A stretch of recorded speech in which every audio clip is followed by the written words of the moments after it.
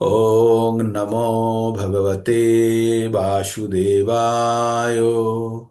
ॐ नमो भगवते वासुदेवाय। ॐ नमो भगवते वासुदेवाय। ॐ अज्ञानतिमिरान्धस्य ज्ञानाञ्जनशलाकया चक्षुरुर्मिलितं येन तस्मै श्री गुरुभ्ये नमः। হরে কৃষ্ণ।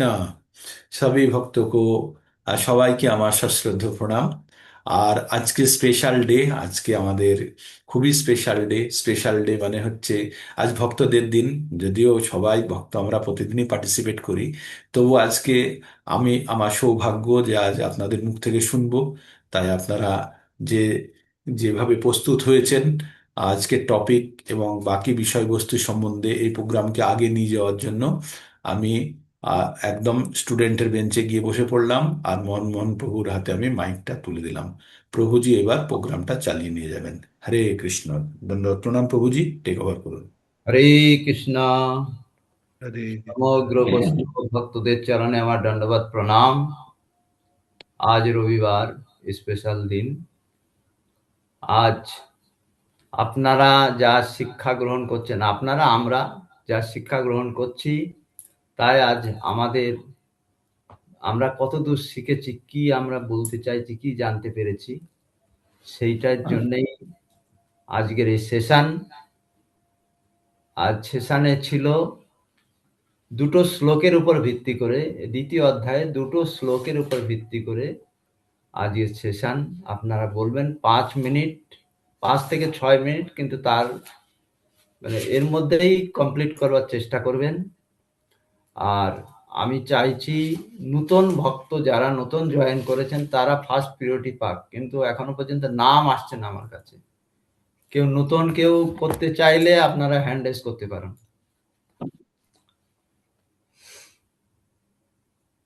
আমি এই শ্লোক দুটি একবার উচ্চারণ করে আমি বলে দিই। শ্লোক দুটি 22 নম্বর শ্লোক।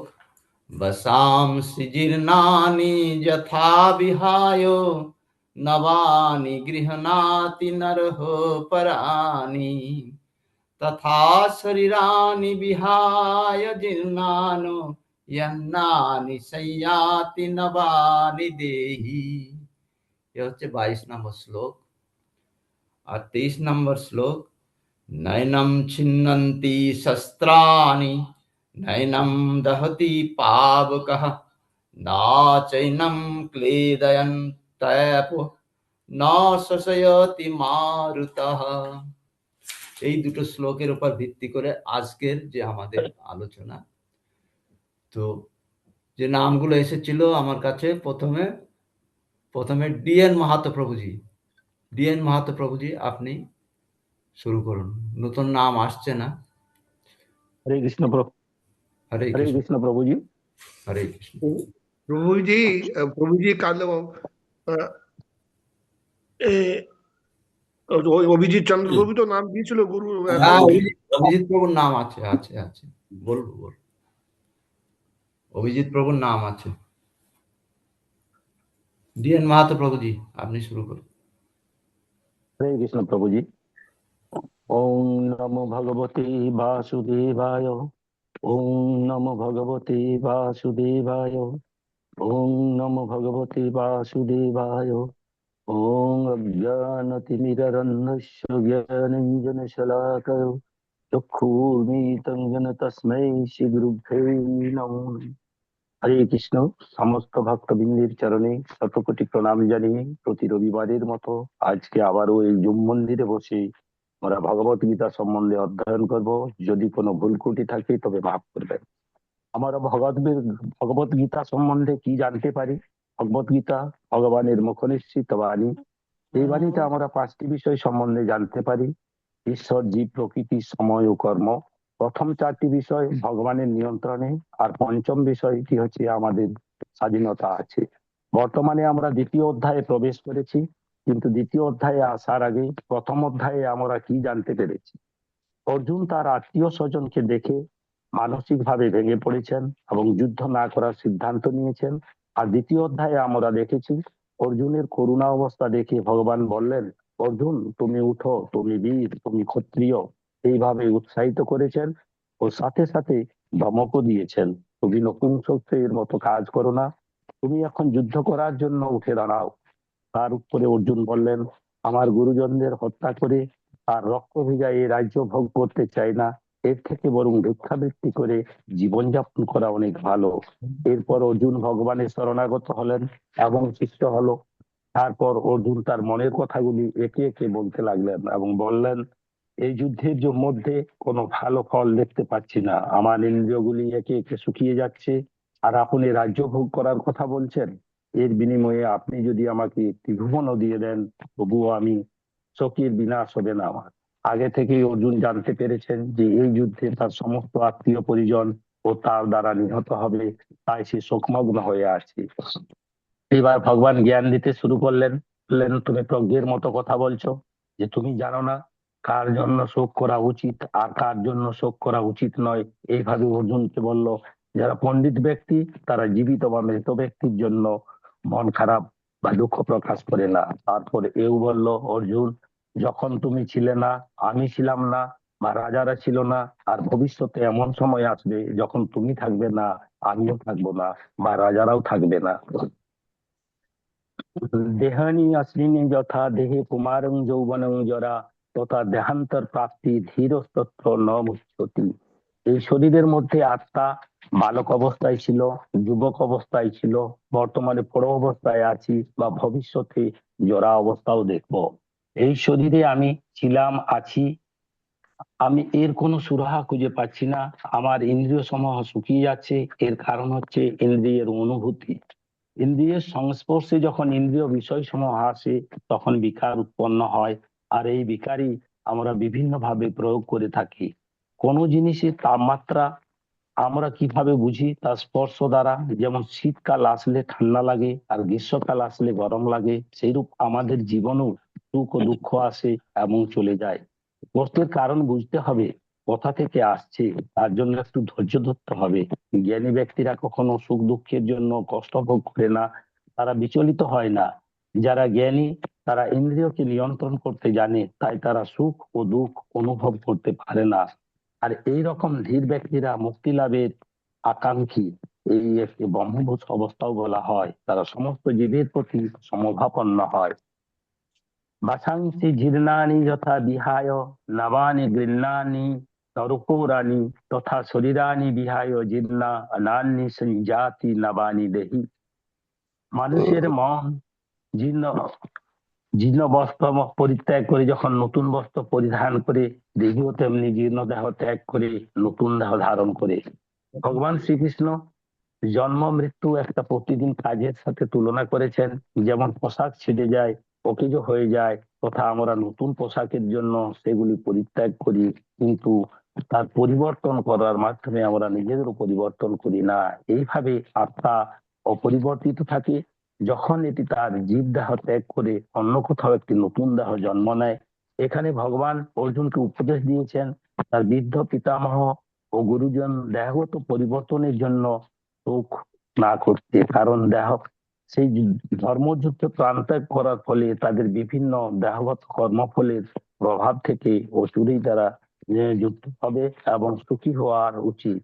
ধর্মযুদ্ধে আত্মোৎসর্গ করলে তৎক্ষণাৎ সমস্ত কর্মের প্রভাব থেকে মুক্ত হওয়া যায় এবং উচ্চতর জীবন লাভ করা যায়। সুতরাং অর্জুনের শোক করার কোনো কারণ ছিল না। নৈনিং ছিদন্তি শস্ত্রাণি নৈনিং দহতি পাবক না চৈনং ক্লেদায়ং তপো না সকরোতি মারতঃ। আত্মাকে অস্ত্রের দ্বারা কাটা যায় না, আগুনে পোড়ানো যায় না, জলে ভিজানো যায় না, বা বায়ুর দ্বারা শুকনো করা যায় না। চেতনা যা আত্মার লক্ষণ তা জড়যন্ত্রের মাধ্যমে উপলব্ধি করা যায়, কিন্তু আত্মার সাথে কোনো জড়বস্তুর যোগাযোগ সম্ভব নয়। এটি কেবল এই কারণে যে আত্মা ঐশ্বরিক এবং এই জড়বস্তু মিথস্ক্রিয়ার বাইরে। ভগবান শ্রীকৃষ্ণ এই কথাটি স্পষ্ট ভাবে প্রকাশ করেছেন। এই বলেছে যে বাতাস আত্মাকে শুকিয়ে ফেলতে পারে না, জল তাকে ভিজাতে পারে না, বা আগুন তাকে পোড়াতে পারে না। উপসংহার, জ্ঞানী ব্যক্তিরা কখনো সুখ দুঃখের জন্য কষ্ট ভোগ করে না, কেননা তারা ইন্দ্রিয়কে নিয়ন্ত্রণ করতে জানে। কাজে কেউ মারা গেলে তার জন্য দুঃখ প্রকাশ না করে আনন্দ হওয়া উচিত, কেননা সে নতুন একটা জীবন তার পূর্বকর্মের ফল অনুসারে পাবে। হরে কৃষ্ণ প্রভুজি। হরে কৃষ্ণ প্রভুজি। প্রভুজি খুব সুন্দরভাবে 6 মিনিটের মধ্যে কমপ্লিট করেছেন। খুব সুন্দর হয়েছে প্রভুজি, সমস্ত সবকিছুই বিবরণটা দিয়ে দিয়েছেন। পরবর্তী আমি অভিজিৎ চন্দ্র প্রভুজিকে অনুরোধ করব বলবার জন্য। হরে কৃষ্ণ প্রভুজি। হরে কৃষ্ণ, সবাইকে প্রণাম। এখানে আমাকে দুটো ইয়ের কথা, শ্লোকের কথা আমাকে বলেছে যে এটা করতে। প্রথম শ্লোকটা হলো বাংশাসি জীর্ণানি যথা বিহায় না নবানি গৃহ্ণানি নরো নরোহ পরাণি তথা শরীরানি বিহায় জীর্ণান্ন ন্যায়ানি সংযতি নানানি দেহি। মানুষ যেমন জীর্ণ বস্ত্র পরিত্যাগ করে নতুন বস্ত্র পরিধান করেন তেমনি জীর্ণ দেহ ত্যাগ করে নতুন ধারণ করে। প্রতিটি জীব স্বতন্ত্র আত্মা। দেহ যেমন শিশুরূপ, যুবারূপ এবং বৃদ্ধরূপে পরিবর্তন হয়, কিন্তু আত্মা দেহধারক, তার কোনো পরিবর্তন হয় না। তাই মৃত্যুর পরে দেহ নষ্ট হয় ঠিকই, কিন্তু আত্মার কোনো মৃত্যু নেই, সে নতুন দেহে স্থাপন হয়। পরমাত্মার কৃপার ফলেই জীবাত্মা ভিন্ন ভিন্ন দেহপ্রাপ্ত হয়। পরমাত্মার মানে ভগবান, আর জীবাত্মা হলো পরমাত্মার থেকে উৎপন্ন আত্মা। আমাদের মনে এই ধারণা কোনো সময় যেন না আসে যে পরমাত্মাকে খণ্ড খণ্ড করে বিভক্ত করার ফলে জীব আত্মার জন্ম হয়। তাহলে পরমাত্মা পরমাত্মা পরমাত্মা পরিবর্তনশীল।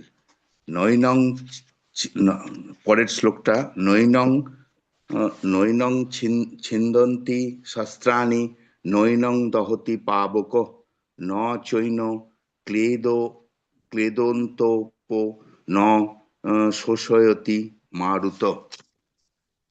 এখানে বলা হয়েছে আত্মাকে ধারালো অস্ত্রের দ্বারা কাটা যায় না, আগুনে পোড়ানো যায় না, জলে ভেজানো যায় না এবং বায়ুর দ্বারা শুষ্কও করা যায় না।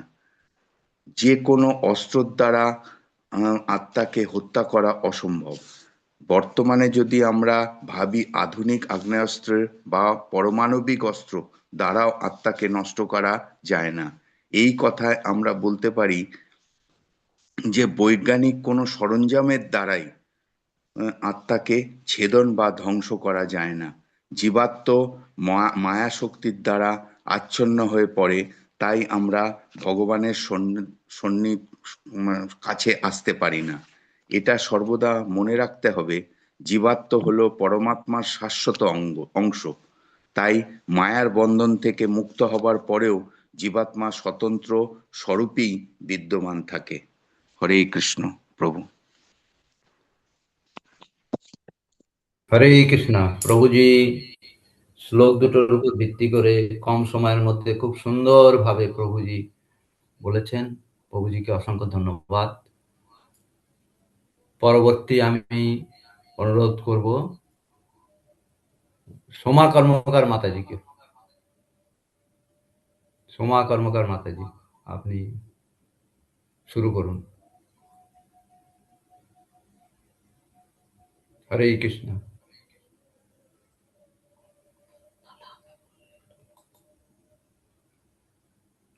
সোমা কর্মকার মাতাজি, আপনি বলবেন? হরে কৃষ্ণ। আচ্ছা, ঠিক আছে, তৃপ্তি মাতাজি বলুন। হরে কৃষ্ণ। ওম নমো ভগবতে বাসুদেবায়। হরে কৃষ্ণ। জুম মন্দিরে উপস্থিত সকল ভক্তবৃন্দের চরণ বন্দনা করি। আজকের আলোচ্য বিষয় দ্বিতীয় অধ্যায়ের 22-23 নম্বর শ্লোক নিয়ে। প্রথম অধ্যায়ে ভগবান অর্জুনের অভিযোগ, তার বেদনা, দুঃখ, মনস্তাপ মন দিয়ে শুনছিলেন। তিনি একটিও কথা ও উপদেশ তখনও পর্যন্ত দেননি যতক্ষণ না অর্জুন তার কাছে আত্মসমর্পণ করেছেন। অর্জুনের করুণা, শোক, চোখের জল শ্রীকৃষ্ণের কাছে অজ্ঞানতা প্রকাশ পায়। অর্জুন ছিলেন ক্ষত্রিয়, তাই ক্ষত্রিয়ের যুদ্ধে বিরত থাকা মানে কাপুরুষতার পরিচয় দেওয়া, নিজেকে অপযশ করা। ভগবান শ্রীকৃষ্ণ এবার গুরু রূপে অর্জুনকে বোঝাতে শুরু করলেন। তিনি বললেন, তুমি পোকের মতো কথা বলছো, যারা পণ্ডিত জীবিত বা মৃত ব্যক্তির জন্য শোক করে না। এমন কখনো ছিল না যে আমি অতীতে ছিলাম না বা ভবিষ্যৎ এবং বর্তমানেও থাকবো না। সব সময় আমরা ছিলাম, আছি, থাকবো। শুধু তুমি বুঝতে পারছো না, অর্থাৎ চিরকাল আমরা থাকবো, এটাই অর্জুনের মনে গেঁথে দিতে চেয়েছিলেন। তাই 2:13 বলছেন, দেহিনস্মিন যথা দেহে কুমারম যৌবনম জরা তথা দেহান্তর প্রাপ্তি ধীরস্তত্র নামহতি। অর্থাৎ দেহি অর্থাৎ দেহ যেভাবে কৌমার, যৌবন ও জরার মাধ্যমে তার রূপ পরিবর্তন করে চলে, মৃত্যুকালে তেমনি ওই আত্মা এক দেহ থেকে অন্য আরেকটি দেহে দেহান্তরিত হয়। এখানে একটি জীবনের কথা অর্থাৎ স্বল্প সময়ের ব্যাখ্যা করেছেন, আর আমাদের আত্মা এইভাবে চক্রাকারে ঘুরতে থাকে। কিন্তু ধীর ব্যক্তি অর্থাৎ যারা পড়া ও অপরা উভয় সম্পর্কে সম্পূর্ণভাবে অবগত, তারা জড় দেহের পরিবর্তনের জন্য কখনো শোক করেন না। ভগবান বলছেন, চক্ষু, কর্ণ, নাসিকা, জিহ্বা, ত্বক ইন্দ্রিয়ের সঙ্গে বিষয় সংযোগের অর্থাৎ রূপ, রস, শব্দ, স্পর্শ, গন্ধের ফলে যে বিকার উৎপত্তি হয়, সেগুলি ঠিক যেমন সুখ, দুঃখ ও শীত ও গ্রীষ্ম ঋতুর আসা যাওয়ার মতো। তাই এই ইন্দ্রিয়ের অনুভূতি অনুভব না করে সেগুলি সহ্য করার চেষ্টা করো। আর যেসব জ্ঞানী ব্যক্তি এইগুলি থেকে বিচলিত না হয়ে অপরিবর্তিত থাকেন, তিনি মুক্তি লাভের অধিকারী। এই অবস্থাকে বলা হয় ব্রহ্মভূত অবস্থা অর্থাৎ গুণাতীত, যা তমের ঊর্ধ্বে। এই অবস্থা ভগবানের পরম ধাম লাভ করা যায়। এই অবস্থায় ভগবানের পরম ধাম লাভ করা যায়। জীব আত্মার 3টি লেয়ার আছে। প্রথমে মাটি, জল, বায়ু, আকাশ, অগ্নি দিয়ে তৈরি স্থূল শরীর, যেটি বহির্বাস। পরে সূক্ষ্ম শরীর, মন, বুদ্ধি, অহংকার দিয়ে তৈরি অন্তর্বাস। এই 2টি লেয়ারের মাঝে থাকে আত্মা। আত্মা অবিনাশী, অপরিমেয় ও শাশ্বত। আত্মার জড় দেহ অবশ্যই বিনাশশীল, তাই দেহ থেকে যখন আত্মা চলে যায়, দেহের পচন শুরু হয়। আত্মা কাউকে হত্যা বা কারো দ্বারা নিহত হয় না। 2:20 বলছেন, না জায়তে ম্রিয়তে বা কদাচিন নায়ং ভূত্বা ভবিতা বা ন ভুবঃ অজো নিত্য শাশ্বত ইয়ং পুরাণ ন হন্যতে হন্যমানে শরীরে। অর্থাৎ আত্মার কখনো জন্ম বা মৃত্যু হয় না। আত্মা কদাচিৎ উৎপত্তি হয়নি, হচ্ছে না, আর হবেও না। আত্মা জন্মরহিত, শাশ্বত, নিত্য এবং পুরাতন হলো চিরনবীন। শরীর নষ্ট হলো, আত্মা কখনো বিনষ্ট হয় না। জড় দেহে যে 6টি পরিবর্তন, জন্ম, বৃদ্ধি, ক্ষণস্থায়ী, প্রসব, ক্ষয়প্রাপ্ত ও বিনাশ হয়, যা আত্মার হয় না। ভগবান 2:22 বলছেন, প্রশংসি জিন্নানি যথা বিহায় নবানি গৃহণাতি নরহ পরাণি তথা শরীরানি বিহায় জিন্নান্ন অন্যানি সংজাতি নবানি দেহি। অর্থাৎ মানুষ যেমন জীর্ণ বস্ত্র পরিত্যাগ করে নতুন বস্ত্র পরিধান করে, দেহীও তেমনি জীর্ণ দেহ ত্যাগ করে নতুন দেহ ধারণ করে। এবার ভগবান 2:23 বলছেন, নৈনম ছিন্দন্তি শস্ত্রাণি নৈনম দহতি পাবকঃ ন চৈনম ক্লেদয়ন তপো ন শোষয়তি মারুতঃ। অর্থাৎ আত্মাকে অস্ত্রের দ্বারা কাটা যায় না, আগুনে পোড়ানো যায় না, জলে ভিজানো যায় না, বা বায়ুর দ্বারা শুষ্কও করা যায় না। আত্মার মাপ আমাদের কেশাগ্রের 10,000 ভাগের 1 ভাগ, অর্থাৎ অতি সূক্ষ্মাতি সূক্ষ্ম। কিন্তু আত্মা আমাদের শরীরে সর্বত্র ব্যাপ্ত হয়ে চেতনা শক্তি দেয়।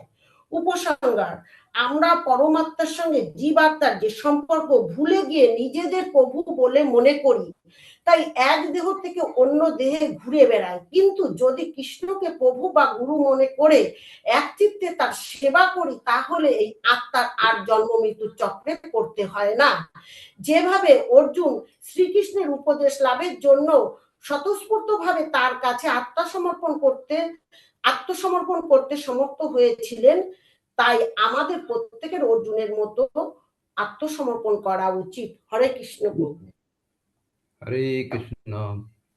প্রভুজি, হ্যাঁ, দর্শন মানে শ্রোতার আসন থেকে আপনি এনলাইট করুন। হ্যাঁ, খুব সুন্দর।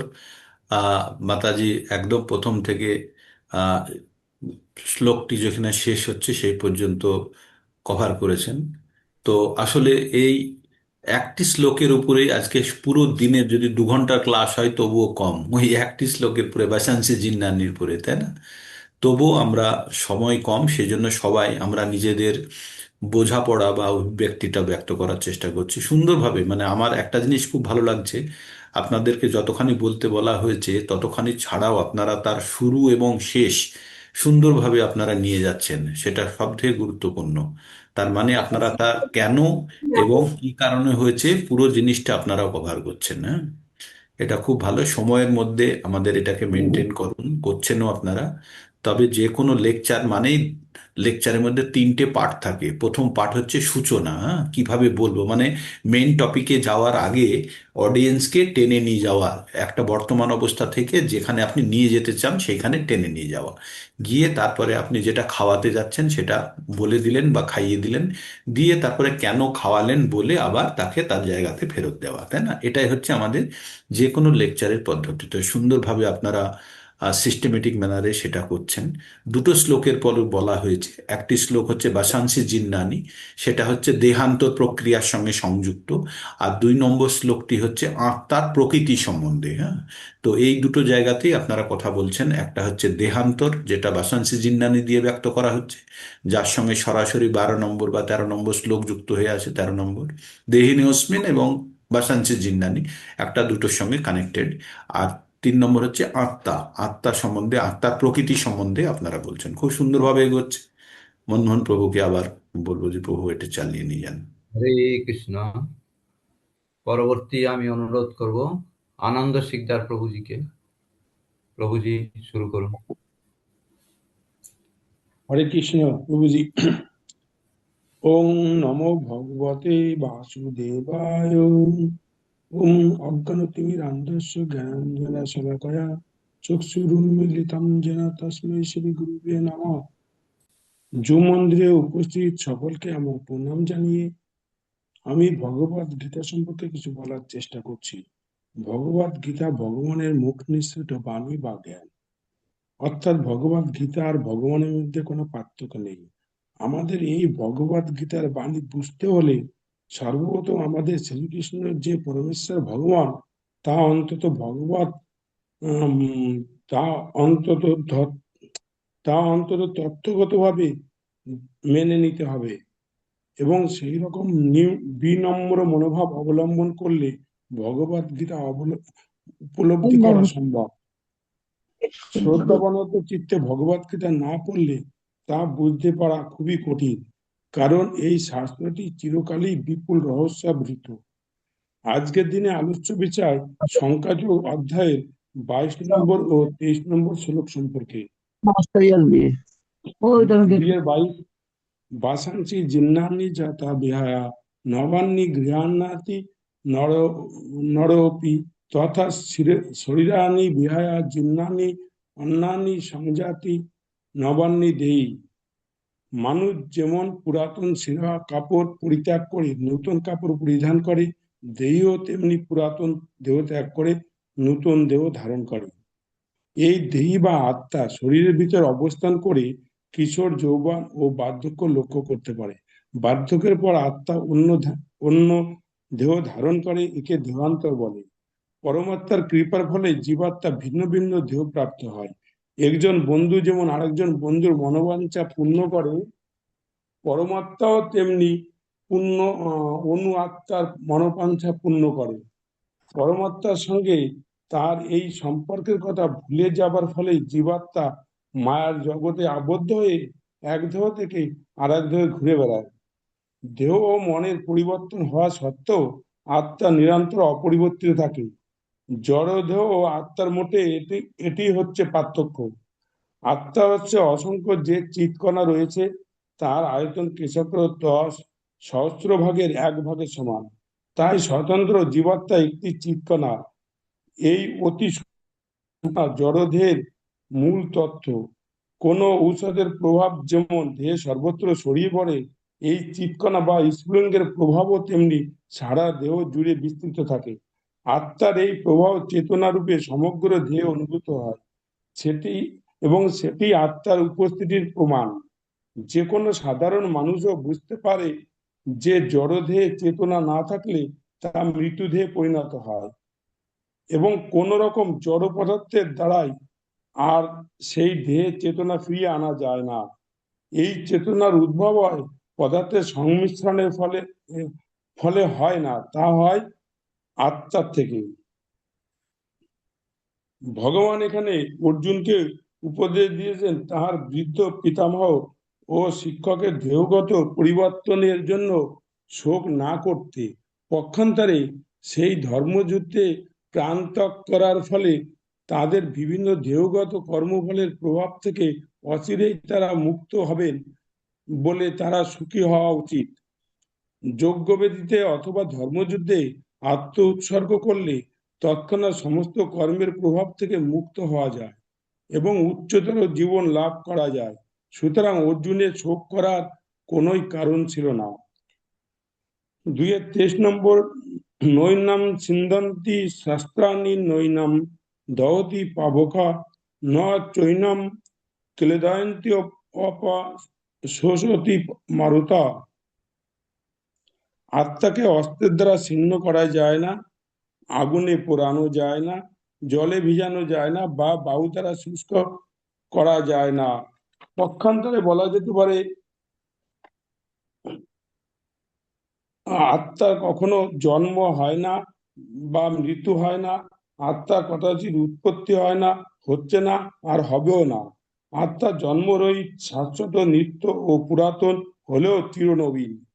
শরীর নষ্ট হলেও আত্মা কখনো বিনষ্ট হয় না। আত্মা কাউকে হত্যা করে না এবং কারোর দ্বারা নিহত হন না। মায়ের তথ্যের উপর ভিত্তি করে পাওয়া পিতৃ পরিচয়কে কেউ অস্বীকার করতে পারে না। মায়ের প্রদত্ত তথ্য ছাড়া পিতাকে জানার আর কোনো উপায় নেই। তেমনি আত্মাকে বৈদিক জ্ঞান বা শ্রুতি প্রমাণ ছাড়াও আর কোনো উপায়েই জানা সম্ভব নয়। পক্ষান্তরে বলা হয় মানুষের ইন্দ্রলব্ধ জড় জ্ঞানের দ্বারা কখনোই আত্মাকে উপলব্ধি করা যায় না। এই সত্যকে আমাদের স্বীকার করতেই হবে। দেহের পরিবর্তন হলেও আত্মার কোনো পরিবর্তন হয় না। চির অপরিবর্তনীয় আত্মা বিভু চৈতন্য পরমাত্মার পরমাণু সদৃশ্য অংশ থাকে। পরমাত্মা অসীম এবং আত্মা পরমাণু সদৃশ্য। তাই আত্মা অনুচৈতন্য হওয়ার ফলে কখনোই বিভু চৈতন্য বিশিষ্ট পরমাত্মা বা ভগবানের সমকক্ষ হতে পারে না। মায়াবিদরা ব্যাখ্যা করতে পারে না কেমন করে জীবাত্মা নিতান্তই অজ্ঞানতার ফলে জড় অস্তিত্ব লাভ করে এবং মায়া শক্তির দ্বারা আচ্ছন্ন হয়ে পড়ে, কিংবা আত্মাকে তার উৎস পরমাত্মা থেকে কখনোই বিচ্ছিন্ন করা সম্ভব নয়। বরং স্বতন্ত্র জীবাত্মা গুলি পরমাত্মার শাশ্বত বিভিন্ন অংশ। যেহেতু পরমাণু সদৃশ্য জীবাত্মা নিত্য সনাতন, তাই তাদের বৈরাঙ্গ মায়া শক্তির দ্বারা আচ্ছাদিত হয়ে পড়ার প্রবণতা দেখা দেয় এবং এভাবে তারা ভগবানের সান্নিধ্যে থেকে বিচ্যুত হয়ে পড়ে। ঠিক যেমন আগুনের স্ফুলিঙ্গ গুণগতভাবে আগুনের থেকে অভিন্ন হওয়া সত্ত্বেও আগুনের থেকে বিচ্ছিন্ন হলেই নিভে যায়। বরাহ পুরাণে বলা হয়েছে জীবাত্মা পরমাত্মার বিভিন্ন অংশ। ভগবত গীতাতেও জীবাত্মার সঙ্গে পরমাত্মার এই নিত্য সম্পর্কের কথা বলা আছে। সুতরাং মায়ার বন্ধন থেকে মুক্ত হবার পরেও জীবাত্মা স্বতন্ত্র স্বরূপে বিদ্যমান থাকে, যা অর্জুনের প্রতি ভগবান শ্রীকৃষ্ণের উপদেশই সুস্পষ্ট হয়। শ্রীকৃষ্ণের কাছ থেকে ভগবত তত্ত্ব জ্ঞান লাভ করার পর অর্জুন মায়ার বন্ধন থেকে মুক্ত হয়েছিলেন, কিন্তু তা বলে তিনি শ্রীকৃষ্ণের সঙ্গে এক হয়ে যাননি। উপসংহার: আমাদের সবসময় ভাবতে হবে এটা আমাদের শরীরে, এটা আমাদের শরীর নয়, আমরা আত্মা। আমাদের এই শরীরের ভিতর থেকে একটি নির্দিষ্ট গন্তব্য স্থানে যেতে হবে। এই গন্তব্য স্থানে যেতে হলে আমাদের সর্বপ্রথম ভগবানের প্রিয় শুদ্ধ ভক্তর সঙ্গ নিতে হবে। এই গন্তব্য স্থান হলো ভগবানের চরম ধাম বা পরম ধাম বা গোলক বৃন্দাবন, যেখানে চন্দ্র সূর্য অগ্নি বা বৈদ্যুতিক আলোয় আলোকিত হয় না। হরে কৃষ্ণ। হরে কৃষ্ণ। প্রভুজি খুব সুন্দরভাবে ব্যাখ্যা করবার চেষ্টা করেছেন। সময় বেশি লেগে গেছে, সময় ওই জন্যে আপনারা লিখছেন, লিখবার পর কয়েকবার চেষ্টা করবেন, পড়ে সময় দেখার চেষ্টা করবেন। সময়টা একটু বেশি লেগে গেছে, কিন্তু খুব সুন্দর হয়েছে, সব কিছু কভার করেছেন প্রভুজি। ধন্যবাদ প্রভুকে। পরবর্তী সুতাপা সরকার মাতাজিকে বলবো, অনুরোধ করছি আমি বলবার জন্য। সুতাপা সরকার মাতাজি। হরে কৃষ্ণ প্রভুজি। হরে কৃষ্ণ মাতাজি।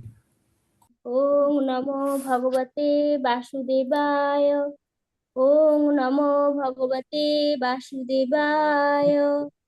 ওং নমো ভগবতে বাসুদেবায়।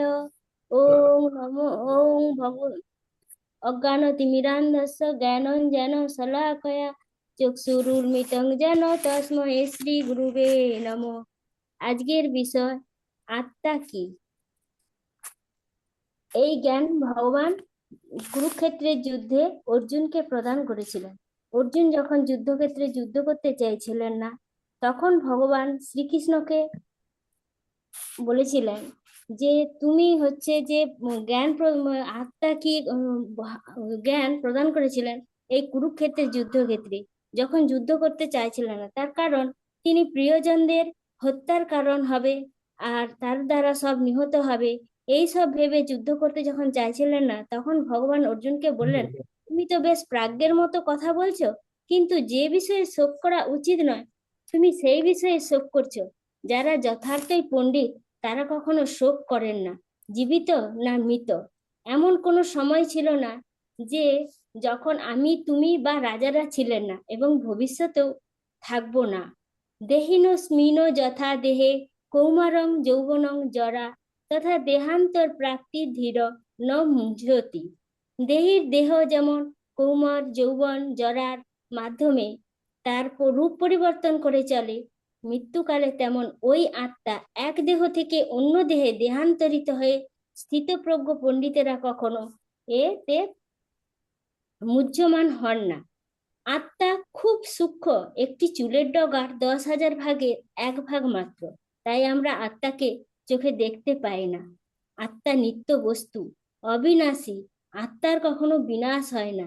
ন জায়তে ন ম্রিয়তে বা কদাচিন ন্যায়ম ভূত্তা ভবিতা বা ভূয় অজো নিত্য শাশ্বত অয়ম পুরাণো ন হন্যতে না হন্যমানে।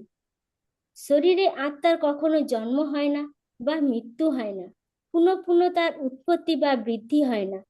তিনি জন্মরহিত, শাশ্বত, নিত্য এবং পুরাতন, হলেও চির নবীন। শরীর নষ্ট হলে আত্মা কখনো বিনষ্ট হয় না। বাসাংসি জীর্ণানি যথা বিহায় নবানি গৃহান্তি নর অপরাণি তথা শরীরানি বিহায় জীর্ণানি অন্যান্য সংজাতি নবানি দেহি। মানুষ যেমন জীর্ণ বস্ত্র পরিত্যাগ করে নতুন বস্ত্র পরিধান করে, দেহীও তেমনি জীর্ণ শরীর ত্যাগ করে নতুন দেহ ধারণ করে।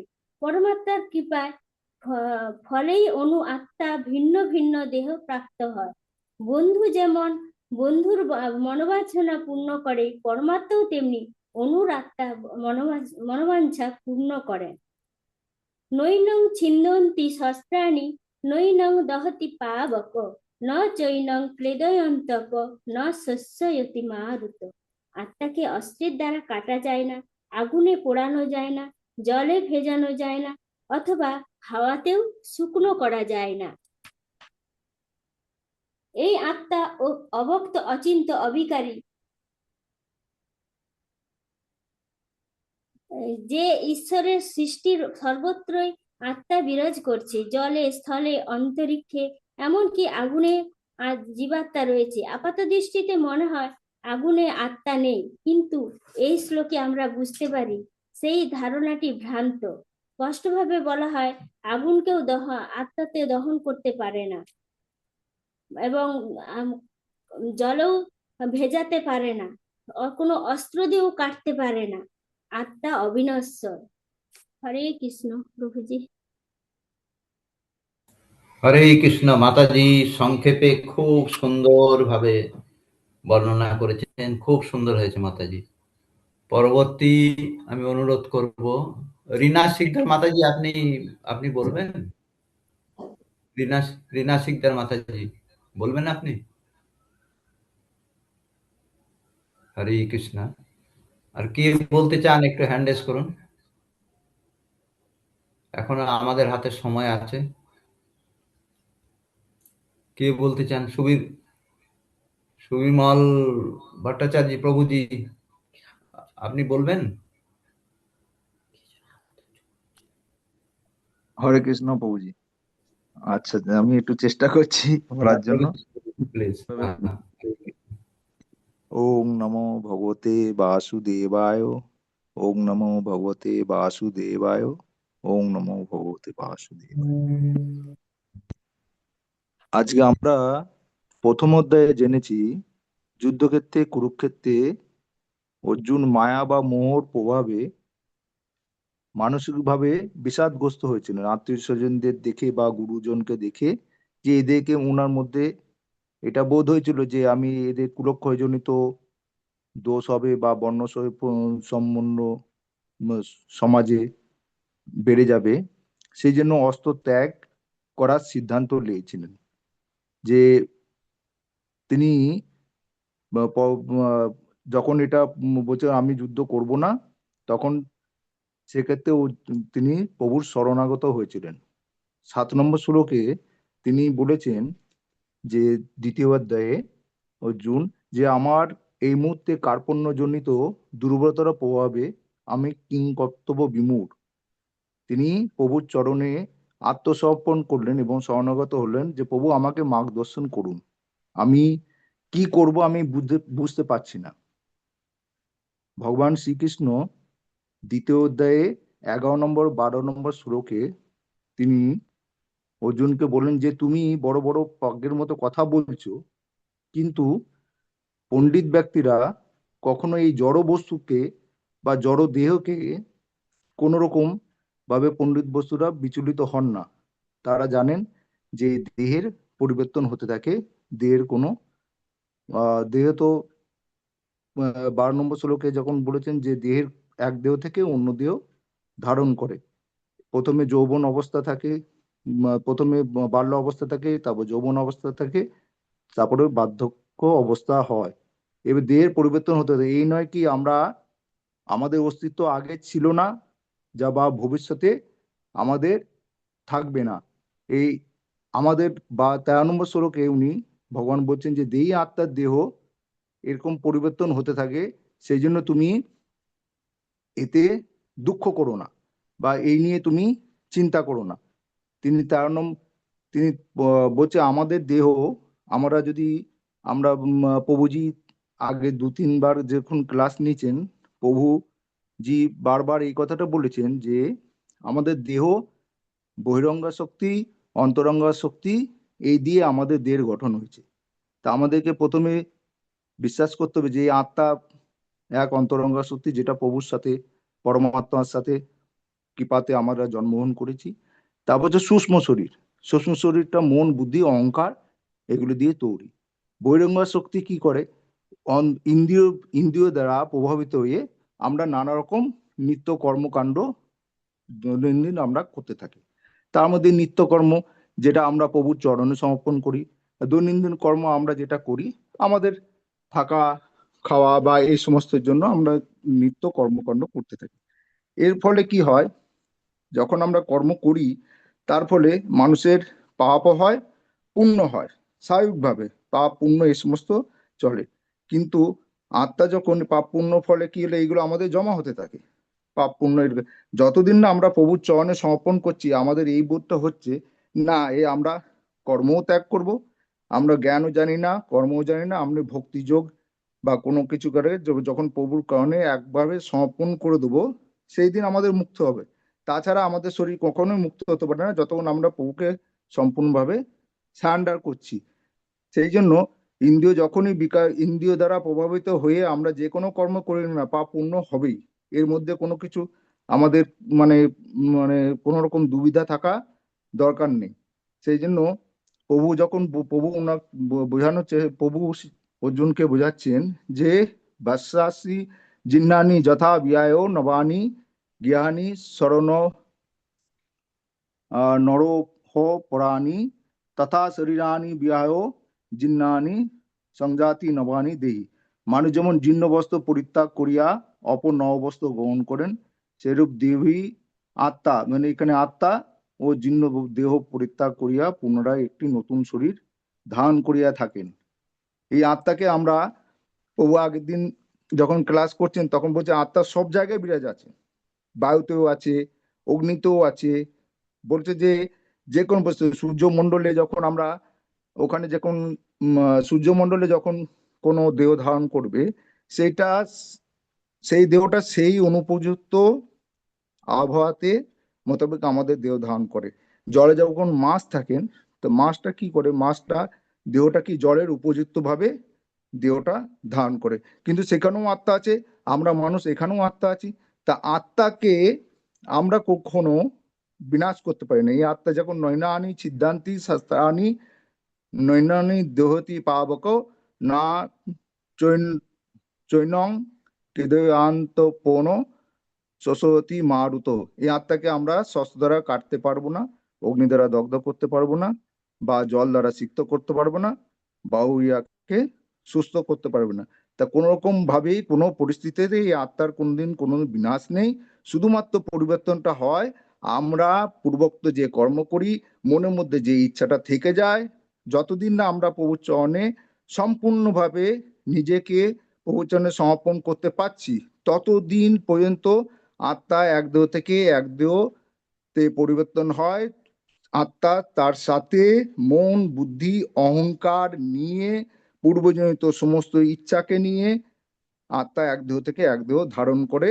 তা আমাদেরকে ভগবত গীতার মাধ্যমে এইটুকু শিক্ষা নিতে হবে যে আমাদেরকে সম্পূর্ণভাবে প্রভুর চরণে আমাদেরকে সমর্পণ করতে হবে, তবেই আমাদের উদ্ধার হবে। এইটাই আমি বলার চেষ্টা করছি, ওগুলো গুছিয়ে বলতে পারিনি, এই জন্য ক্ষমা প্রার্থনা করছি। ঠিক করে আমার উদ্যায়ন করা হয়নি। হরে কৃষ্ণ। প্রভুজি খুব সুন্দর ভাবে বিশ্লেষণ করেছেন, খুব সুন্দর হয়েছে। দুই একবার প্র্যাকটিস করলে আরো সুন্দর হতো। আপনি যতটুকু করেছেন খুব সুন্দর হয়েছে, সবকিছু আপনি এর মধ্যে সব বিষয় ঢুকিয়ে দিয়েছেন, খুব সুন্দর হয়েছে প্রভুজি। পরবর্তী আমি অনুরোধ করব রানু বিশ্বাস মাতাজি। রানু বিশ্বাস মাতাজি বলবেন?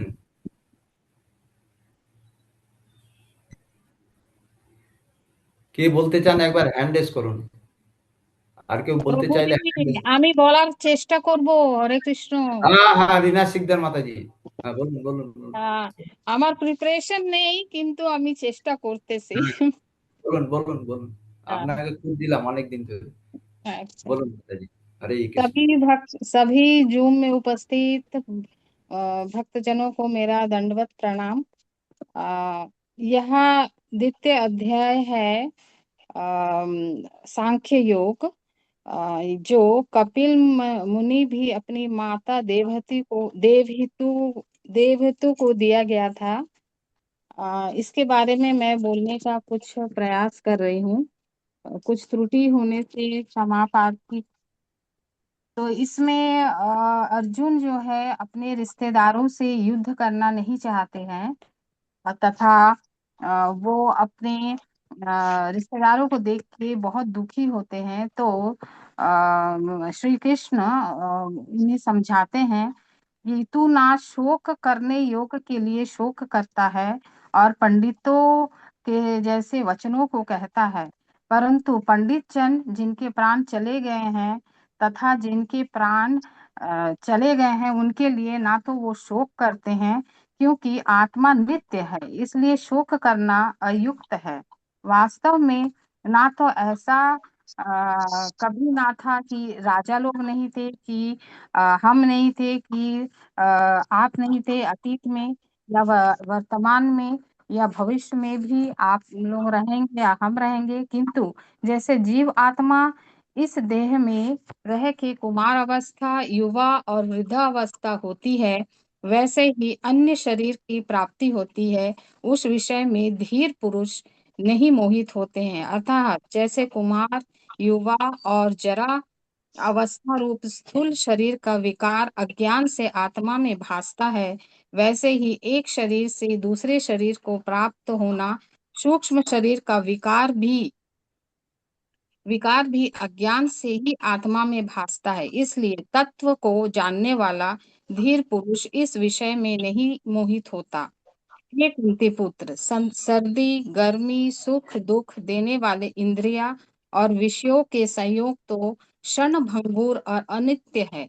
इसलिए हे भरतवंशी अर्जुन, उनको तू सहन कर, क्योंकि दुख सुख को समान समझने वाला जिस धीर पुरुष ये इंद्रियों के विषय व्याकुल नहीं कर सकते, वह मोक्ष के लिए योग्य होता है।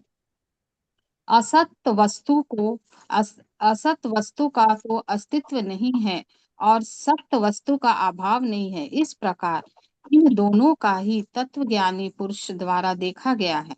इस न्याय के अनुसार नाश रहित तो उसको ज्ञान की जिसमें यह संपूर्ण जगत व्याप्त है, क्योंकि इस अविनाशी का विनाश करने का कोई भी सामर्थ्य नहीं है, और इस नाश रहित अप्रमेय नित्य स्वरूप जीव आत्मा के ये सब शरीर नाशवान कहे गए हैं। इसलिए हे अर्जुन, तू ना घबरा और युद्ध कर। जो इस आत्मा को मारने वाला समझता है तथा इसको मारा जाने वाला समझता है, ना तो ये आत्मा ना मरती है, ना किसी अस्त्र द्वारा मारा जाता है। यह आत्मा किसी काल में ना जन्म होता है ना मरता है, क्योंकि यह अजन्मा नित्य शाश्वत पुरातन है। शरीर के नाश होने पर भी यह नाश नहीं होता। हे पृथापुत्र अर्जुन, जो पुरुष इस आत्मा को नाश रहित नित्य अजन्मा अवयव जानता है, वह पुरुष कैसे किसको मार सकता है। और यदि तू कहे गए कि मैं तो शरीर के वियोग का शोक करता हूँ, तो ये उचित नहीं है, क्योंकि जैसे मनुष्य पुराने वस्त्रों को त्याग कर दूसरे नए वस्त्रों को ग्रहण करता है, वैसे ही जीवात्मा पुराने शरीर को त्याग कर दूसरे नए शरीर को प्राप्त होता है।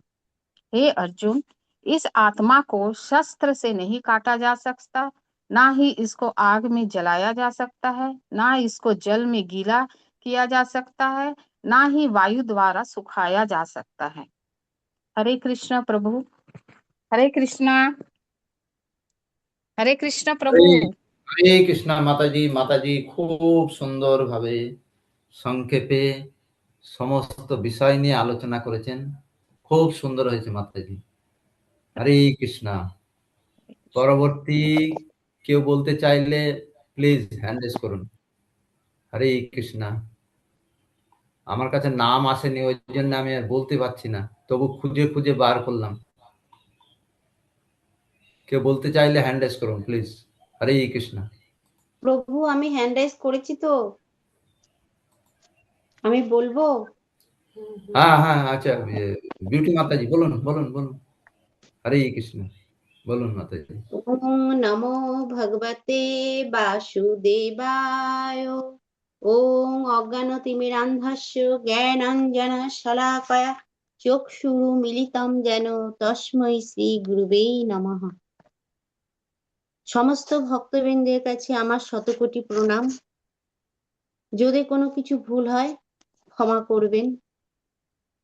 ভূমিকা ভগবদ গীতা ভগবানের মুখনিসৃত বাণী। ভগবান নিজে অর্জুনকে কুরুক্ষেত্রে যুদ্ধক্ষেত্রে এই জ্ঞান প্রদান করেন। তার থেকে আমরা ভগবদ গীতার সম্বন্ধে জানতে পারি আত্মা তার অস্তিত্ব ক্ষয় করে না, আত্মার বিকার নেই, আত্মা তার নিজের পরিচয় নিয়েই থাকে, আত্মার মৃত্যু নেই, আত্মা অব্যক্ত অচিন্ত, আত্মা অবিকার। ভগবান অর্জুনকে বলেন এই আত্মার সম্বন্ধে যেন তোমার কোনো শোক করা উচিত নয়। কপিলমুনি তার মা দেবতীকে এই আত্মার তত্ত্ব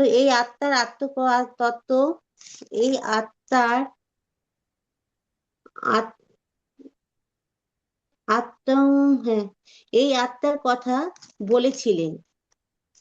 শ্লোক নাম্বার 22।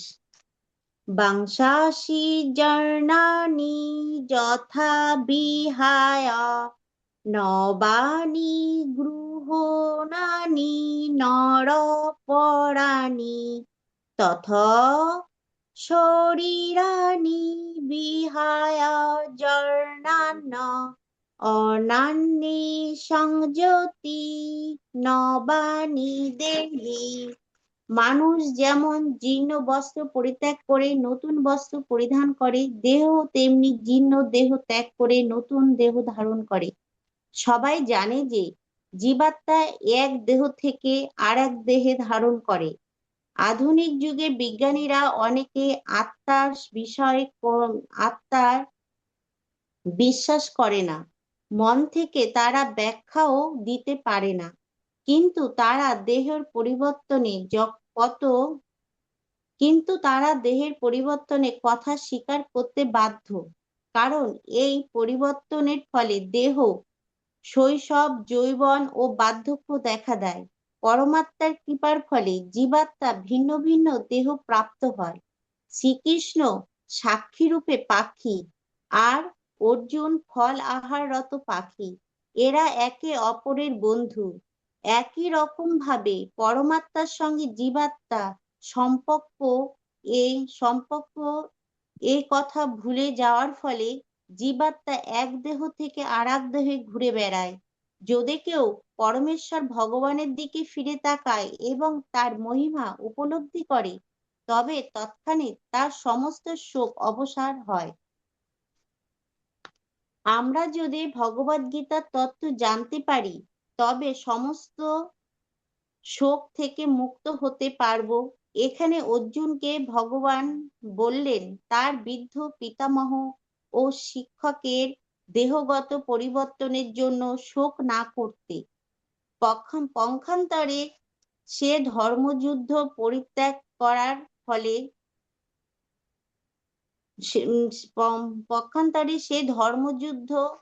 প্রাণ ত্যাগ করার ফলে তাদের বিভিন্ন দেহগত কর্মর ফলে প্রভাব থেকে অচিরেই তারা মুক্ত হবেন বলে তার সুখী হওয়া উচিত। 13 নম্বর শ্লোক। নৈনং ছন্দন্তি সহস্রাণি নৈনং দেহতি পাবকঃ নৈনং ক্লেদায়ানান্তুপো ন শোষয়তি মারুতঃ। আত্মাকে অস্ত্রের দ্বারা কাটা যায় না, আগুনে পোড়ানো যায় না, জলে ভেজানো যায় না, বায়ুর দ্বারা শুকানো যায় না। মায়াবাদীরা ব্যাখ্যা করতে পারেন না কেমন করে জীবাত্মা নিতান্তই অজ্ঞানতার ফলে জড়েও অস্তিত্ব লাভ করে এবং মায়া শক্তির দ্বারা আচ্ছন্ন হয়ে পড়ে।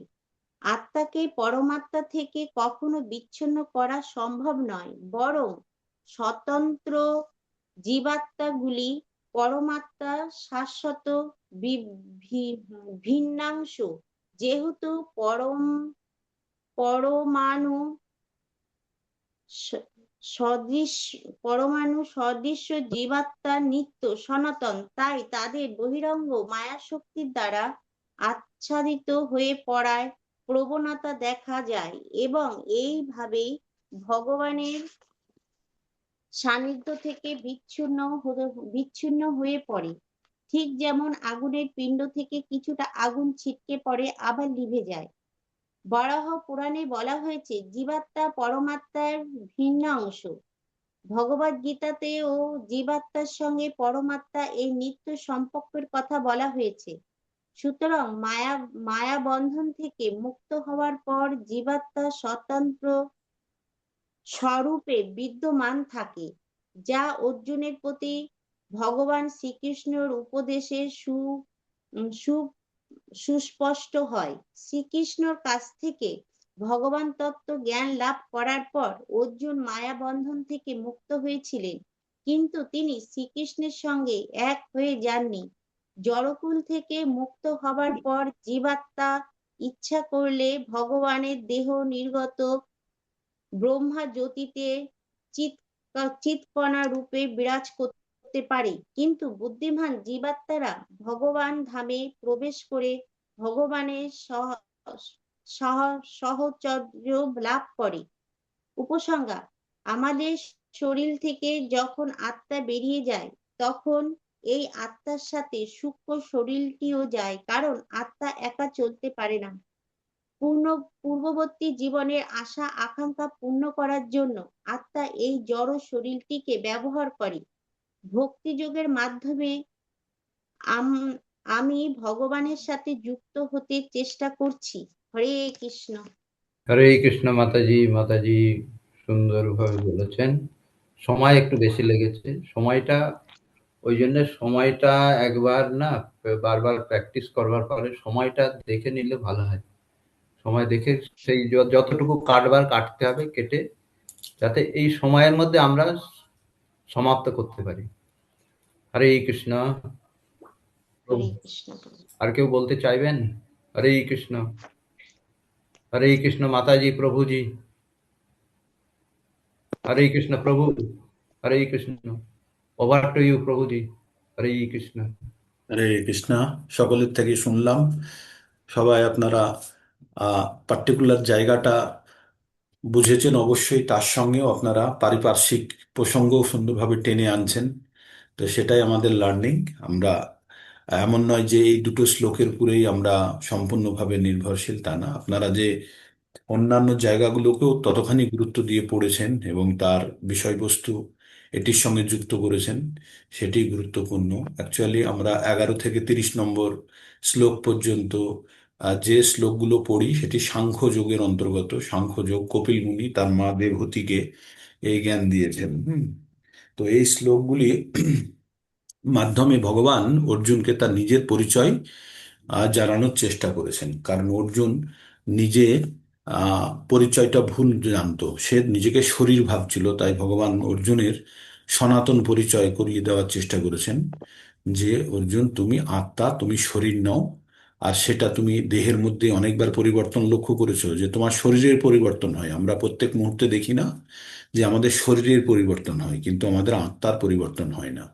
এমনকি দেহের পরিবর্তন হলেও আত্মার পরিবর্তন হয় না, শুধু শরীরের পরিবর্তন হয়। হ্যাঁ, তো সেই সম্বন্ধে বলতে গিয়ে বলেছে, যেমন আমরা জীর্ণ বস্ত্র ত্যাগ করে নতুন বস্ত্র ধারণ করি, তেমন আমাদের আত্মা এই পুরনো শরীর ত্যাগ করে নতুন শরীরটি ধারণ করে। তাই যারা বুদ্ধিমান ব্যক্তি, যারা জ্ঞানী ব্যক্তি, তারা এটার দ্বারা মোহিত হয় না বা মুহ্যমান হন না। তারপরে তিনি বললেন যে আত্মার গুণগত প্রকৃতি কি। আত্মাকে অস্ত্র দ্বারা কাটা যায় না, আত্মাকে আগুনে পোড়ানো যায় না, আত্মাকে জলে ভেজানো যায় না, এবং আত্মা বায়ু দ্বারা শুষ্ক করা যায় না। আত্মা চিরন্তন, আত্মা আহ সর্বব্যাপ্তি, আত্মার কোনো ক্ষয় নেই। আত্মা এইভাবে সর্বত্র বিরাজমান, সর্বত্র আত্মা থাকতে পারে। সেরকম শুধু পরিবেশের দরকার, তাই না? শুধু পরিবেশ মানে হচ্ছে আমাদের বাহ্যিক শরীর। এই বাহ্যিক শরীরের উপরে নির্ভর করে আমাদের আত্মা বিভিন্ন জায়গায় অবস্থান করতে পারে। এটা গেল আজকের বিষয়বস্তু সম্বন্ধে। আর হচ্ছে প্রেজেন্টেশন। প্রেজেন্টেশন স্কিল ভালো করার জন্য আপনাদের আমি বলবো একটু বাড়িতে প্রিপারেশন নিতে হবে, একটু আগে পড়তে হবে, হ্যাঁ পড়তে হবে। আর সব থেকে ভালো হয় যদি আপনারা ওটা নিজের ভাষায় লিখে নিতে পারেন।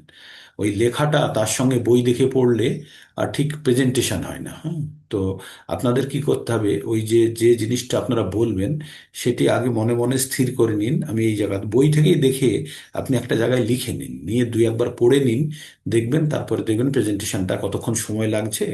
আর নিজেই শুনুন, একবার মোবাইল ফোনে রেকর্ড করে আবার নিজেই শুনুন। তখন দেখবেন যে আপনি বুঝতে পারবেন যে কি কি ভুলগুলো হচ্ছে। ভুল তো আমাদের প্রত্যেকেরই ছোটখাটো হয়, তো সেগুলোকে আমাদের ওভারকাম করার জন্যই আমাদের এই প্রেজেন্টেশন। আজকে যারা কথা বলছেন তারা হয়তো কখনো এই প্রেজেন্টেশন দেননি, হ্যাঁ। তো এইভাবে ধীরে ধীরেই আপনাদের প্রোগ্রেসটা হচ্ছে। আর এটা আরো হতে থাকবে, অনেক আগের থেকে অনেক আপনাদের পরিবর্তন এসছে। তবে নিজের জড়তা কাটিয়ে আপনাদেরকে সামনে এগিয়ে আসতে হবে, না হলে কিন্তু ওই ফ্রন্ট বেঞ্চার যারা তারা বলে চলে যাবে, আর ব্যাক বেঞ্চাররা কিন্তু বসেই থাকবে। তারা শুনবে কিন্তু কখনো বলার জন্য তাদের মনের মধ্যে যে স্পৃহা বা এই যে জড়তাকে কাটিয়ে আসতে হবে, জড়তাকে কাটাতে হবে। একদম যারা নতুন আছে তাদের মধ্যে আমি দেখলাম অভিজিৎ চন্দ্র প্রভু, সুবিমল, সুনির্মল প্রভু, এনারা কিন্তু স্পন্টেনিয়াসলি চলে এসছে। রানু বিশ্বাস প্রভু, মাতাজি, এরা কিন্তু স্পন্টেনিয়াসলি চলে আসছে। আমি হয়তো আরো কারোর নাম মিস করলাম। তো আপনাদের সকলকে কিন্তু এই জিনিসটা মাথায় রাখতে হবে যে আমরা আমরা কিছু শিখছি, আর এই শিক্ষাটা আপনারা কতখানি শিখছেন সেটা আমার জানার প্রয়োজন। আমি ভাবি তাহলে কি হবে, আপনাদের কোনো জায়গাতে যদি গ্যাপ থাকে সেই জায়গাটা আমি আবার ফিল করার চেষ্টা করব। আর যখন আমরা প্রেজেন্ট করব তখন যখন শ্লোকা উল্লেখ করব, শ্লোকাগুলো কিন্তু ঠিকভাবে পড়ে বলতে হবে। শ্লোকা অনেকেই আপনারা ঠিকভাবে বলতে কষ্ট করলেন, তবুও হলো না ঠিক মতো, হ্যাঁ? তো শ্লোকাগুলোকে একটু ঠিকভাবে পড়ে নিতে হবে। যখনই শ্লোকা যদি না কোট করেন তাহলে ঠিক আছে, কিন্তু শ্লোকা কোট করলে শ্লোকার মতো করেই উচ্চারণ করতে হবে, হ্যাঁ। বসাংসি জিন্নানি যথা বিহায় নবানি গৃহ্ণতি নরো পরাণি তথা শরীরানু বিহায় জিন্নানি নানি সন্নাতি নবানি দেহি। ওই যে তথা শরীরানি, ওই যে বিহায় জিন্নানি, ওই জফলা আর এদিকে অন্নানি, তো ওটাকে ভেঙে নেওয়া যেতে পারে। তথা শরীরানি বিহায় জিন্নানি অন্নানি, আর ওই নন্নাটিটাকে অ করে নিতে পারেন, আর ওইদিকে জফলাটাকে হর্ষই করে দিতে পারেন। এটা করা যেতে পারে বলার জন্য, ঠিক আছে, যেহেতু আমরা লাইন ব্রেক করছি। লাইন ব্রেক না করলে অসুবিধা নেই। আর আর একটা বলতে হবে, যেটা আত্মা সম্বন্ধে আমরা বলছি, নয়নং ছিদ্যন্তি। ছিদ্যন্তি মানে ছেদন করা। নৈনং ছিদ্রান্তি শস্ত্রাণি, শস্ত্র দ্বারা তাকে ছেদন করা যায় না।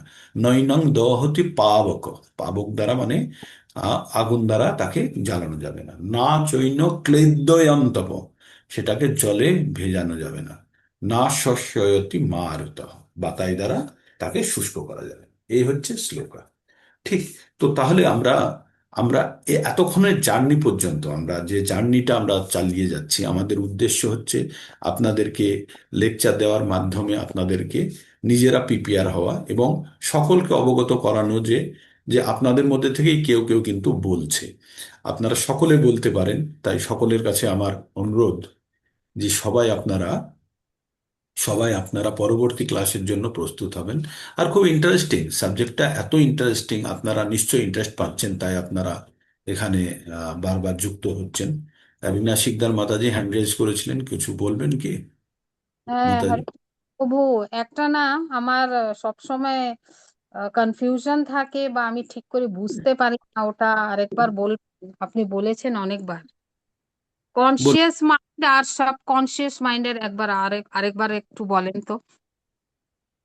আমাদের, আচ্ছা, মাতাজি বলেছে কনসিয়াস অ্যান্ড সাবকনসিয়াস, আপনাদের চেতন এবং অবচেতন মন, হ্যাঁ, দুটো মন। মন কি আমাদের, এই জিনিসটা আগে আমাদের স্তরগুলো বুঝে নিই। আমাদের দৈহিক স্তর, তিনটে স্তর আছে আমাদের দেহের। একটা হচ্ছে আত্মা, দুই নম্বর হচ্ছে সূক্ষ্ম শরীর, আর তিন নম্বর হচ্ছে বাহ্য বা স্থূল শরীর। আত্মা হচ্ছে সর্বোচ্চ স্তরে আছে। আত্মাকে ঘিরে রেখেছে কে? অন্তর্বাস, সূক্ষ্ম শরীর, হ্যাঁ। আর তার বাইরে আর একটা স্তর আছে, সেটি হচ্ছে স্থূল শরীর। তাহলে আমরা বুঝতে পারলাম একটা আত্মা সূক্ষ্ম, তাকে ঘিরে রেখেছে সূক্ষ্ম শরীর, আর সেই সূক্ষ্ম শরীরের বাইরে আমাদের হচ্ছে এই বাহ্যিক স্থূল শরীর। এবার এই সূক্ষ্ম শরীর কি দিয়ে তৈরি? মন, বুদ্ধি আর অহংকার। হ্যাঁ। আর বাহ্যিক শরীরটা কি দিয়ে তৈরি? বাহ্যিক শরীরটা তৈরি হচ্ছে জল, অগ্নি, বায়ু, আকাশ আর পৃথিবী। হ্যাঁ, এই পাঁচটি জিনিস দিয়ে বাহ্য শরীরটা তৈরি বা স্থূল শরীর তৈরি। এবার সূক্ষ্ম শরীর, হরে কৃষ্ণা, সূক্ষ্ম শরীর যেটা, সূক্ষ্ম শরীর হচ্ছে মন, বুদ্ধি, অহংকার। আর এই মনের কাছে থাকে তথ্য ভাণ্ডার, মনের কাছে থাকে তথ্য ভাণ্ডার। হ্যাঁ, আমাদের যে মন, বুদ্ধি আর অহংকার, এই মন হচ্ছে ইন্দ্রিয় সমূহের সঙ্গে যুক্ত। ইন্দ্রিয় সমূহ মানে আমাদের চক্ষু, কর্ণ, নাসিকা, জিহ্বা, ত্বক, হাত, পা, মুখ, উপস্থ আর পায়ু, এই যে 10টা যে আমাদের কর্মেন্দ্রিয় এবং জ্ঞানেন্দ্রিয় মিলিয়ে আছে, তাদের সঙ্গে মন যুক্ত।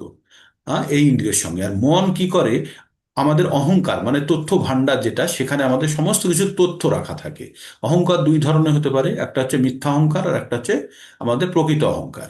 যখন আমরা নিজেদেরকে অন্য রূপে প্রকাশ করি তখন সেটা, আর যখন আমরা প্রকৃত রূপে প্রকাশ করি তখন হচ্ছে সত্যি অহংকার। তো এই অহংকার মনের থেকে ডেটাগুলো নিয়ে রাখে, আর যখন বুদ্ধি কোনো জিনিস বিশ্লেষণ করতে চায়, ওই অহংকারের কাছ থেকে তথ্য ভাণ্ডারটা নেয়, নিয়ে বিশ্লেষণ করে মনকে চালনা করে। তো এই রকম একটা হচ্ছে কর্মকাণ্ড আপনারা বুঝে রাখুন, যে মন, বুদ্ধি আর অহংকার কিভাবে কাজ করে।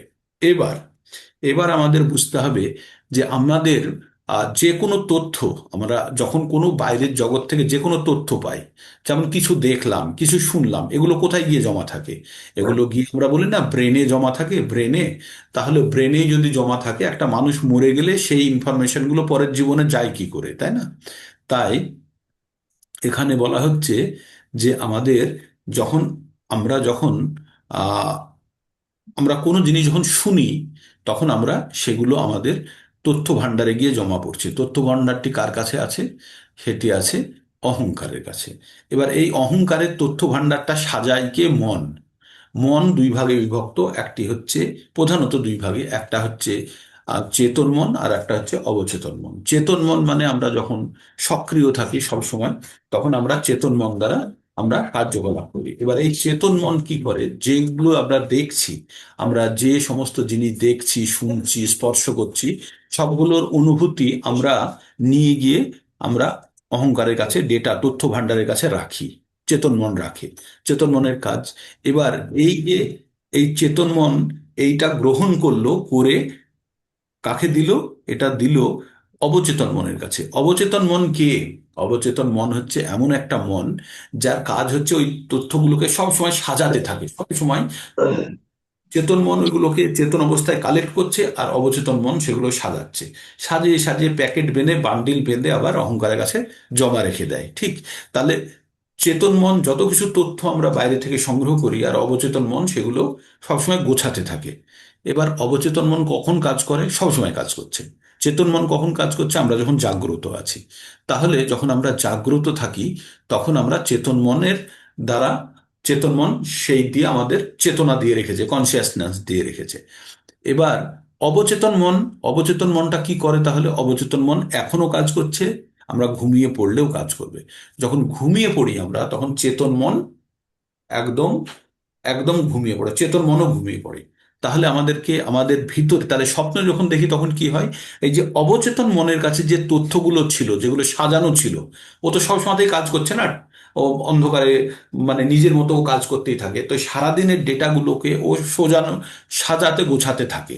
আর ওই গোছানোর সময় কোনো একটা ডেটা, তথ্য যখন আমাদের ব্রেনে ফ্লাশ হয়ে আসে, তখনই সেটা স্বপ্নরূপে পর্যবসিত হয়।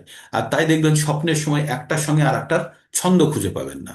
একটা একটা দেখছেন আপনি খুব জোরে দৌড়চ্ছেন, তারপরে দেখছেন যে একটা ট্রেনে বসে আছেন, তারপরে দেখবেন যে একটা বাঘ আপনাকে তাড়া করছেন, আপনি আবার পুকুরের পাড়ে বসে আছেন। মানে একটার সঙ্গে আর একটার কোনো সঙ্গ থাকে না, তাই না? তো এইগুলো হচ্ছে অবচেতন মন। অবচেতন মনের কার্যকলাপটা কেমন আপনাদের উদাহরণ দিয়ে বলেছিলাম।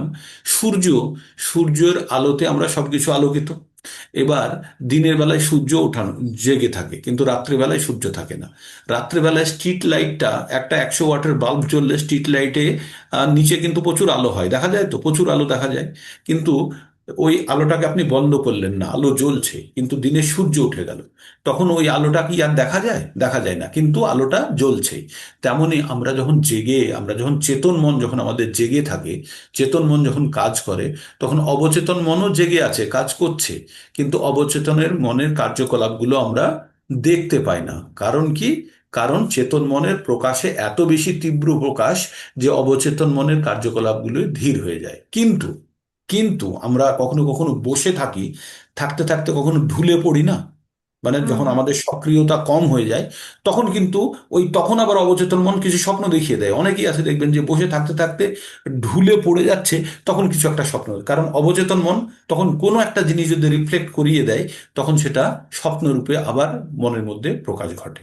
তো আমাদের চেতন মন হচ্ছে, আমরা যখন সক্রিয় আছি তখন চেতন মন সব তথ্য সংগ্রহ করে এবং ইন্দ্রিয় সমূহকে আদেশ দেয়, আর তার ফলে যে তথ্য তৈরি হয়, সেই তথ্যটি গিয়ে জমা পড়ে অবচেতন মনের কাছে। আর অবচেতন মন সেগুলো সুন্দরভাবে সাজিয়ে আমরা অহংকারের কাছে জমা রাখে। এইভাবে আমাদের প্রক্রিয়াটা চলতে থাকে যে কোনো তথ্যের। আশা করি মাতাজি বুঝতে পেরেছেন, বাংলাতেই বললাম, আপনি বাংলা তো বোঝেন, সেজন্য কোনো অসুবিধা নেই। বোঝা ধন্যবাদ। গেল মাতাজি? আর কিছু বাকি থাকলো? হ্যাঁ। বুঝেছি বুঝেছি। তো এরকম ভাবে আমাদের আলোচনা চলতে থাকবে।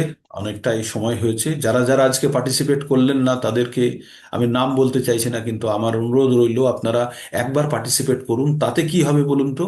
তাতে আপনাদের মধ্যে যে জড়তা আছে না, জড়তাটা কেটে যাবে, লার্নিংটা আরো বেটার হবে। দেখবেন, আপনারা প্রভুজি, একবার চেষ্টা করুন, দেখবেন লার্নিংটা বেটার হয়ে যাবে। প্রভুজি, বলুন।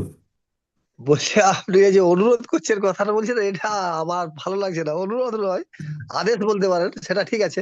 হ্যাঁ, কিন্তু হ্যাঁ, কথা হচ্ছে, আচ্ছা সেটা ঠিক আছে, কিন্তু এই যে আমরা যে পার্টিসিপেট যেসব যারা করলেন, হ্যাঁ। এদের একটু মূল্যায়নটা হলে ভালো হতো। মানে অনেক সময় আমি এই জন্য আমি করতে না, আমি মানে মূল্যায়ন পার্টিসিপেট করতে হতে চাই চাইছি না। না, যে আমি আমার ভুল, মূল্যায়ন করতে আমার চাই না, এটা ভুলটা, কোনো আমার প্রভু। ভুলটা যেন, হ্যাঁ, ঠিক আছে। আমার ভুলটা যেন আমি আমি সংশোধন করতে পারি। আমি মানে অনেক আমি ভুলকেও ঠিক বলে চালিয়ে দেওয়া হচ্ছে, তো এই জন্য অনেক ভুলকেও না, চালিয়ে দেওয়া হচ্ছে ভুল ঠিক বলে। আমি আমি ভুলের জায়গাগুলো আমি ধরেছি। আপনি উৎসাহ করছেন, ঠিক আছে, চেষ্টা উৎসাহ করছি। উৎসাহ দিচ্ছেন, ঠিক আছে, উৎসাহ হোক, কিন্তু ভুলগুলো একটু সংশোধন করলে ভালো হয়, হ্যাঁ, বুঝলে। আমি আর এবার শুনুন, আমি বলছি, এটা উৎসাহ ভালো। competition নয়, এখানে কেউ ফার্স্ট সেকেন্ড থার্ড নয়। এখানে সবাই চেষ্টা করছে। এখানে দুই তিনটে পয়েন্ট জানেন, রাশিয়ায় পরীক্ষা দিতে গেলেই ছেলেরা 50% নম্বর পেয়ে যায় অ্যাটেন্ডেন্স দিলে, রাশিয়াতে। তারপরে যা লিখলো তারপরে নম্বরটা পাবে। এখানে আমাদের যে বলার চেষ্টা করেছে ইটসেলফ, যে অনেক অনেক তাদের সাহস, অনেক তারা চেষ্টা করেছে, তার জন্য তাদেরকে ঠিক আছে, সবসময় সামনে প্রশংসা করছি। আমরা আর দুই আমরা নম্বর, কথা রক্ষা করে সামনের রবিবার অবশ্যই বলবো, ঠিক আছে, সামনের রবিবার অবশ্যই পার্টিসিপেট হ্যাঁ করবো। বলবেন। আর দুই নম্বর পয়েন্ট, যাদের যে জায়গাতে অসুবিধা হচ্ছে সেগুলো আমরা, মনমোহন প্রভু আলোচনা করেছে, কে বেশি সময় নিয়েছে, কে বেশি টেনেছে। আর দুই নম্বর হচ্ছে, কেউ যদি শ্লোক ঠিকভাবে না পড়তে পারছে, সেগুলো সেগুলো আমি অবশ্যই বলেছি। তবে সেগুলো আমাদেরকে চেষ্টা করতে হবে ধীরে ধীরে ওগুলো উন্নত করার। এগুলো ডিমেরিট নয়, এগুলো হচ্ছে স্কোপ অফ ইমপ্রুভমেন্ট বলে এগুলোকে। এই জায়গাগুলোকে আমাদের উন্নত করতে হবে, তাই না? আমরা তো মানে শেখার সবাই জন্য চেষ্টা করছে, আমরা সবাই চেষ্টা। চেষ্টা করি। এখানে কেউ ফার্স্ট সেকেন্ড থার্ড নয়, সবাই সবাই এখানে আত্মা। আর সব আত্মাই সমান, হ্যাঁ, সব আত্মাই সমান। এখানে আমাদের মধ্যে কোনো ভেদ নেই। আমরা চেষ্টা করছি যে কিভাবে আমরা আরো ভালোভাবে প্রেজেন্ট করতে পারি।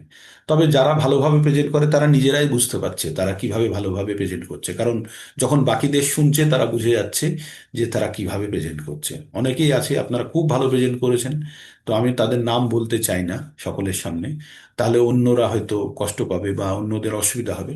আপনারা সকলেই চেষ্টা করছেন। এবার নিজেরা লেকচার তৈরি করুন, করে নিজে একবার শুনুন, দেখুন তো আপনারা কোন কোন জায়গাতে ভুল করছেন। আপনারা নিজেরাই বুঝতে পারবেন। আবার উৎসাহের সঙ্গে সামনের নমস্কার। সপ্তাহে আবার আপনাদেরকে কিন্তু বলতে হবে।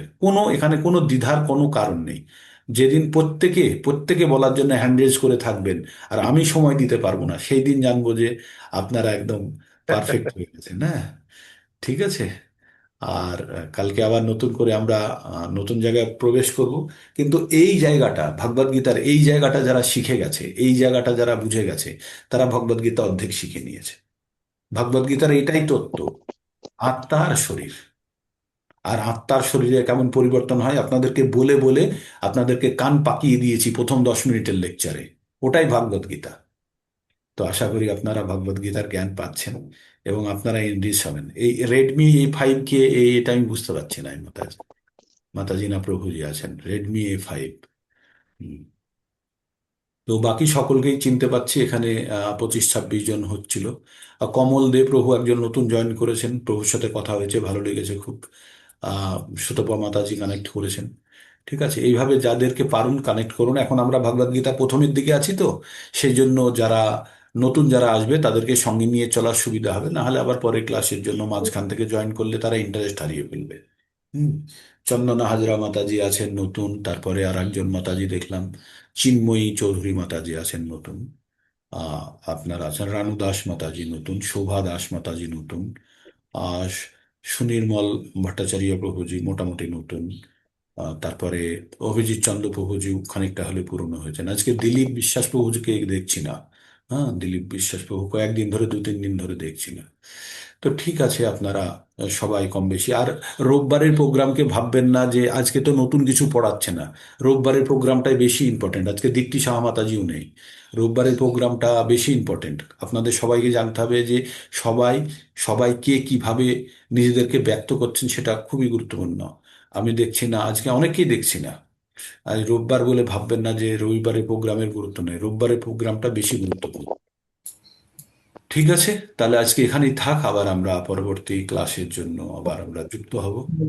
আর যারা যারা বলেননি তাদের আমি লিস্ট তৈরি করছি, কারা কারা বলেননি তাদেরকে আমি রিকোয়েস্ট করব আপনারা নিজেদের থেকে একবার প্রস্তুত হন।